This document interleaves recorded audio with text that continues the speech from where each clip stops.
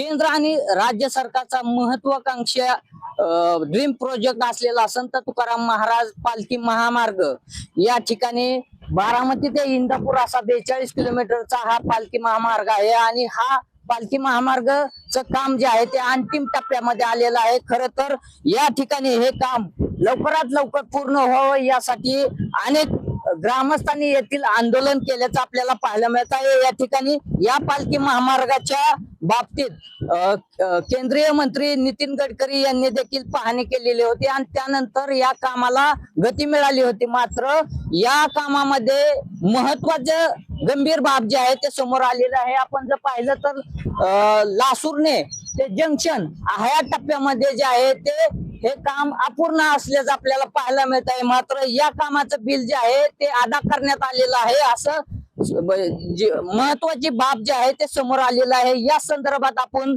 ज्यांनी काम केलेलं आहे म्हणजे हे आरके कंस्ट्रक्शनच्या नावाने वर्क ऑर्डर आहे, मात्र त्यांनी सब कॉन्ट्रॅक्टर म्हणून या ठिकाणी दुसऱ्याला काम दिलेलं ते स्वतः आपल्या बरोबर आहेत। खऱ्या अर्थाने तुम्ही पालखी महामार्गाचं काम केलेलं आहे, नेमकं काय वस्तुस्थिती आहे? सर हे 624 कोटीचं टेंडर टोटल मध्ये NHAIचं हे पालखी बारामती ते इंदापूर पॅकेज 2 मध्ये। मग ह्याच्यामध्ये काय झालं सर, RK चव्हाण आणि RS कामटे म्हणून त्यांनी पहिले करत होतो, आम्ही येण्या पहिले आता 400 कोटीच्या आसपास बिलिंग केलेलं होतं त्यांनी। मग त्याच्यामध्ये काय झालं सर, आम्हाला 220 कोटीचं वर्क ऑर्डर दिलेलं होतं आम्हाला। तर नंतर आम्हाला कळालं की काय काय ठिकाणी कामच केलं नाही, तिथं पैसे उचलले असं। तर आता हे स्पॉट आहे ना सर असं, तर हे स्पॉट मध्ये कसं आहे, इथलं आता इथं डांबरीकरण झालेलं आहे, 4 लाईन झाले म्हणून असं पेपर मध्ये दाखवले आणि ते आहे ना सर, हे 23/2/2022 ला हे पैसे हे उचललेले पैसे न करता तर असं ठिकाणी फार ठिकाणी असं झालेलं होतं। तसं 50-60 कोटीचं पेमेंट उचललेलं होतं सर, ते ना करता। मग आता 4-5 ठिकाणी एवढं राहिलं सर, मॅक्झिमम काम आम्ही करून दिलेलं आहे। कुठं कुठं ते पहिले होत होते सर। तुम्ही किती कोटीचं काम केलं आणि तुम्हाला किती पेमेंट मिळालं? आम्ही 115 ते 116 कोटीच्या आसपास केलेलं होतं सर आम्ही। तर ते मॅक्झिमम पेमेंट आम्हाला भेटलं, अजून एक 50 कोटीच्या आसपास आमचं पेमेंट भेटलं नाही सर आम्हाला। तर ते काय काय ठिकाणी आम्ही ऍडव्हान्स बी काम केलेलं आहे, काय काय पेमेंट होल्ड करून ठेवले आमचं। कशामुळे होल्ड केलं? उगाच सर, उगाच काय हे नाही, उगाच सतवायचं म्हणून त्यांनी पैसे उचलले ना सर, पैसे नाही येतं। मग आता त्यांनी हातानं द्यायला होत्या म्हणून मग ते NHAIने ते द्यायला त्यांना रेडी नाहीये। मग पैसे दिले, पहिले दिलेले पैसे मग आता मला कसं काय देऊ शकते सर, द्यायला येत नाही ना सर। ह्याने 2022 मध्येच पैसे उचललेले। मग आता RK कंस्ट्रक्शन RK कंस्ट्रक्शन 2022 मध्येच उचललेलं आहे। मग आता मला सांगते की मी काम करून देतो, मी मॅक्झिमम काम करून दिलेलं आहे, काय काय ठिकाणी एवढं बॅलन्स राहिलेलं आहे आता बी। मग त्या ठिकाणी मी काम केलेलं, मग NHAIने म्हणतात की आम्ही पैसे दिलेले आहेत त्या टाइमला। मग आता ह्यांना विचारतो की ठीक आहे बघूया देऊया म्हणून इतके दिवस म्हणत होतो, आता ते द्यायचं विचारच मध्ये नाही आहे ते। त्यासाठी मला फार त्रास झालेला आहे। काय नेमका त्रास काय झाला आणि तुम्ही पुढची भूमिका काय घेतली? सर मला आता मी बी कोणाकोणाचं काय काय मटेरियल वगैरे हे ते वेंडरचं लोकांचे पेमेंट द्यायचं आहे, सगळे आहे।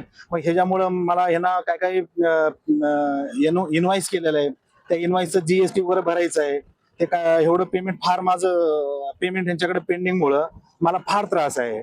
आता ह्यांनी मार्च मध्ये देतो म्हणून म्हणलं होतं, पूर्ण मार्च मध्ये देऊन मार्च मध्ये हे करतो म्हणून म्हणलेलं होतं। मग आतापर्यंत कुठलंही मला पेमेंट भेटलं नाही, ह्याच्यामुळे मला माझी फार कसलं परिस्थिती आहे माझी, किती सुसाईड करायचं असलं परिस्थिती आलं नाही माझं। एवढं लोकांनी मला, आता मी बी देणार आहे ना लोकांना, तर लोक कंटिन्यू मला फोन लावते, मी बी किती त्यांना सांगायचं सर आज उद्या म्हणून। आता ते RK चव्हाणला इतकं हे म्हणतात की RK चव्हाण लावूनच घेत नाही मला, तर असलं माझी परिस्थिती आलंय। मग ह्याला सोडून बी त्यांनी दमदाट करून सगळं काय काय मशिनरी होतं वगैरे सगळं मशिनरी बी उचलून नेलंय माझी।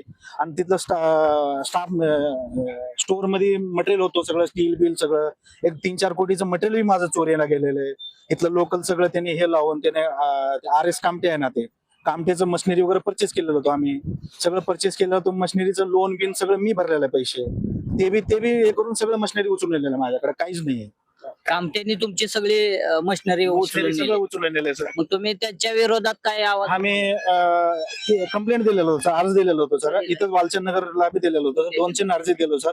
मग कोणी त्याच्या बाबतीत हे केलं नाही सर. कारण ग्रामीण ग्रामीण SP गेल सरांना बी दिलेलं होतं सर अर्ज. असं असं मला फसवणुकी झालेलं आहे. मग काय मला काय कळलं नाही, काय काय थोडं राजकारणीचं प्रेशर आहे, त्याच्यामुळे मला हे करणं आहे, त्यांनी लावून कोणाचा घेतलं. राजकीय कोणाचा हस्तक्षेप आहे? हे राज्यमंत्री आहे सर एकाने, आणि एक सेंट्रल मिनिस्टर आहे. बरं. हा, पुण्या जिल्ह्याचं काय आहे सर. नाव काय त्यांचं? आता नाव काय सर,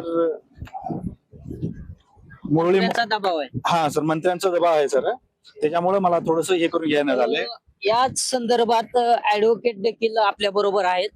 सर, यांची फसवणूक झालेली आहे, तुम्ही त्यांचं ऍडव्होकेट म्हणून काम पाहताय, नेमकी काय फसवणूक झाली? आणि वास्तविक पाहता त्यांनी जेव्हा जानेवारी 2026 रोजी मला भेटायला आले होते, संबंधित सगळं त्यांनी डॉक्युमेंट दाखवलं.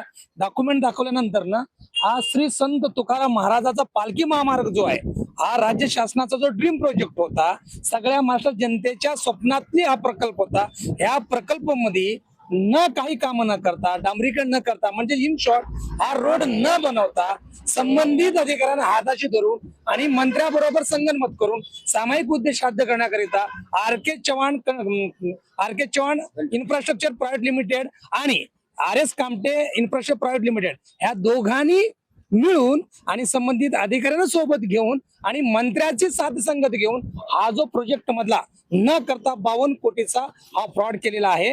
हा फक्त या महाराष्ट्र जनतेतलाच नव्हे, त्याच्याबरोबर असणाऱ्या हा देशातला प्रकल्प ऍक्च्युअली बघायला गेलं. गंभीर आरोप करताय. कोण मंत्री नेमकं? नाही, इथलं संबंधित स्थानिक जो मंत्री आहे, महाराष्ट्र राज्यातील केंद्रीय मंत्री, ज्याचं नाव घेतलं जातं त्याच्या नावाने की RS कामटे आणि RK चव्हाणकडनं धमकी येतात की बाबा आम्हाला भरणे मामाच्या पुढे आम्ही जाणार नाही, जर तुम्ही गेला तर तुम्हाला सोडणार नाही. आता भरणे मामाचं नाव ते घेतातच, ह्याच्यात काय. आणि भरणे मामाचं नाव न घेता जर एवढा मोठा 52 कोटीचा प्रोजेक्ट मधले पैसे उचलणे सोपं आहे का? बिलकुलच नाहीये.